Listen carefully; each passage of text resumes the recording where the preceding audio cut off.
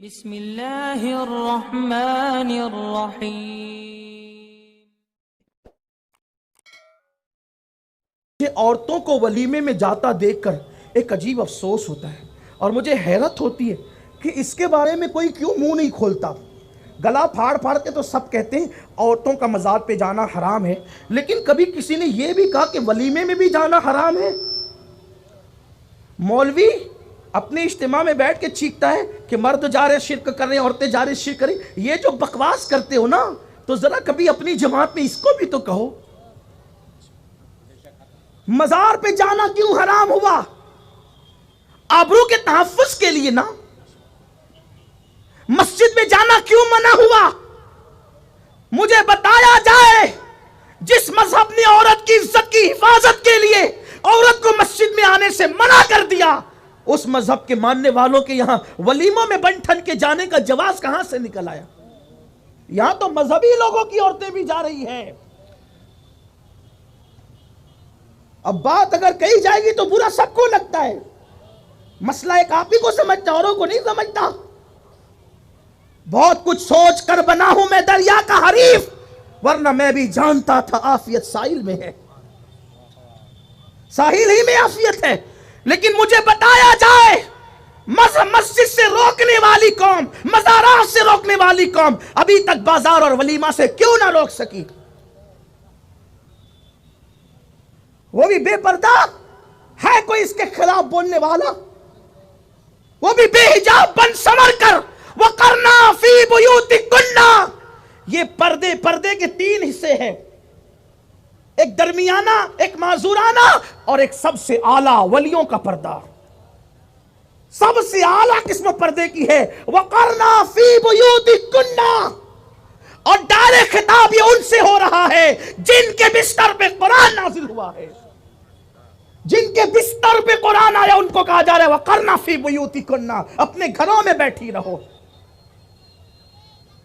مجھے شاید کوئی میری معلومات میں اضافہ کرے اس معاملے میں کہ رسول اللہ کے دور میں کوئی ولیمہ ہوا اور اس میں خواتین کی شرکت ہوئی ہو، کوئی ذرا اس میری معلومات میں اضافہ کر دے۔ میں کوئی علامہ نہیں ہوں، کوئی محقق اور مفتی نہیں ہوں، لیکن مجھے بتایا جائے حضور علیہ السلام کے جتنے ولیمے ہیں ان ولیموں میں شرکت صرف صحابہ کی۔ سورۃ الاحزاب اٹھا کے دیکھو، اس کا ان آیتوں کا شان نزول اٹھا کر دیکھیں۔ اور پھر چلیے اگر با پردہ جاتی تو کوئی گنجائش کی صورت تھی، لیکن بے نقاب بے حجاب بن سنور کر دن بھر بنتی ہے اور پھر جاتی ہے۔ پھر اس میں ہنسی ہے، مذاق ہے، غلط ملت ہے، بے پردگی ہے، پھر ویڈیو شوٹنگ ہے۔ ویڈیو شوٹنگ کرنے والے مسلمان بھی نہیں ہیں۔ مولانا سے پیر جی سے اپنی بیویوں کو، عورتوں کو، بہنوں کو، بیٹیوں کو چھپایا اور شوٹنگ کے نام پر اپنے گھر کی عورتوں کو ان کے سامنے بے نقاب کر دیا۔ اس قوم پہ لعنت نہیں برسے گی تو کیا ہوگا؟ لوگ کہتے ہیں ہندوستان میں مر رہے، پٹ رہے، یہ ہو رہے، ارے کیوں نہیں ہوگا؟ قدرت جب لعنت کر رہی ہے تو رحمت تم پر کون بھیجے گا؟ قدرت جس قوم پہ لعنت کر، رحمت کون بھیجے گا؟ آپ جانتے ہیں یہ جو ناجائز اور حرام تعلقات کی لعنت شادی شدہ اور غیر شادی شدہ لوگوں کے درمیان قائم ہوتی ہے، اس کا سب سے بڑا اڈا اس وقت شادیوں کی محفل بن چکی ہے، نکاح کی محفلیں بن چکی ہے۔ ایک گھر سنورتا ہے، ایک گھر سجتا ہے، ایک گھر بستا ہے، اور سینکڑوں گھر اجڑنے کی بنیادیں اسی ایک بسنے والے گھر کے درمیان پیدا ہو جاتی ہے۔ اس کا ماتم کون کرے گا؟ اس حق پر اعلان کو ممکن ہے عورتیں برا مانتی ہوگی کہ اب ہمیں ولیمے میں جانے سے بھی روک دیا، ممکن ہے آدھی ادھوری تقریر کاٹ کے کوئی اس کا بھی مذاق بنائے، لیکن میں کہتا ہوں پردے کی پابندی کے ساتھ تو میں کوئی کلام نہیں کرتا، لیکن بے پردہ، اور یہ تو کہتا ہوں یہ تقوی کی اعلیٰ قسم۔ اگر کوئی عورت ولی بننا چاہتی، دھیان دے، مرد ولی بننا چاہتا ہے، اسے روزے کی کثرت کرنا ہے، کثرت سے روزے رکھنا ہوگی، کثرت سے نمازیں پڑھنی ہوگی، تہجد پڑھنا ہوگا، قرآن کی تلاوت کثرت سے کرنا۔ عورت کو اگر ولیہ بننا ہے، اسے کوئی نفلی عبادت نہیں کرنا، صرف فرائض واجبات کی پابندی کے ساتھ اپنے گھر کی چار دیواری میں یہ سوچ کر کے قید ہو جانا ہے وَقَرْنَا فِي بُيُوتِكُنَّ، اللہ اس کو اسی وقت مقام ولایت عطا کر دیتا، اس لیے کہ اللہ کے رسول نے فرمایا، المعجم الکبیر کی روایت ہے، اللہ کے رسول نے فرمایا عورت سب سے زیادہ اس وقت اللہ کے قریب ہو جاتی ہے جب وہ پردے میں ہوتی ہے، اور قریب ہونے ہی کو تو ولایت کہتے ہیں۔ ولایت اور کس چیز کو کہتے ہیں؟ قریب ہونے ہی کو۔ آپ جانتے ہیں، مجھے ایک بات یاد آئی، میں اپنی بات اب سمیٹ رہا ہوں، مجھے ایک بات یاد آئی کہ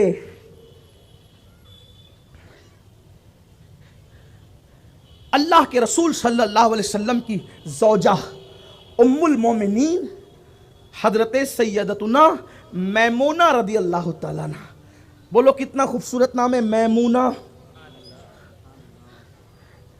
میمونہ رضی اللہ تعالیٰ عنہ، سیدتنا میمونہ۔ اللہ کسی کو اولاد دے، بیٹی دے تو اس کا نام میمونہ فاطمہ بھی رکھے۔ وجہ یہ ہے کہ جو نام حضور کی زبان پہ پیار سے آئے ان ناموں میں اتنی برکت ہے کہ اب جب وہ نام لیا جائے گا مصیبت ٹلتی جائے گی۔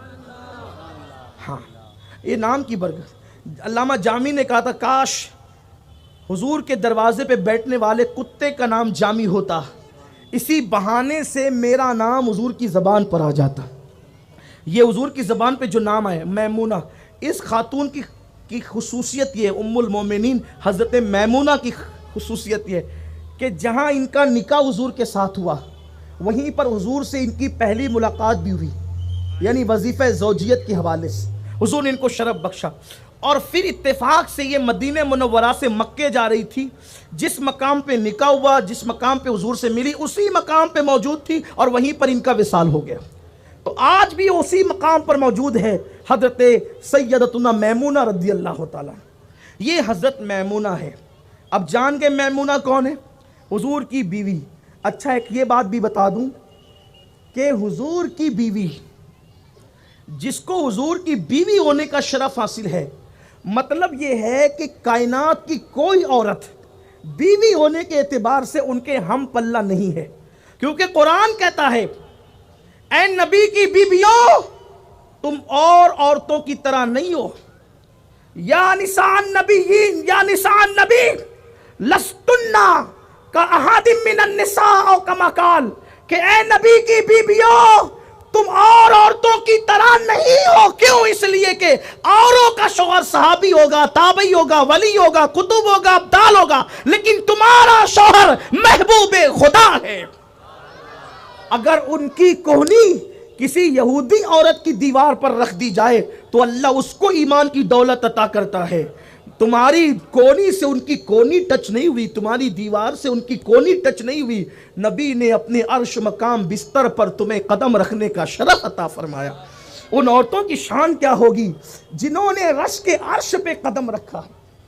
رش کے عرش، نبی کا بستر رش کے عرش ہے، اس رش کے طور ہے، کیونکہ طور پر موسیٰ ہے، طور پر توریت آتی ہے، اور ازواج مطہرات کے بستر پر جان موسیٰ ہے، اور وہاں توریت نہیں بلکہ قرآن چل کر آتا ہے۔ یہ ہے اس بستر کی شان۔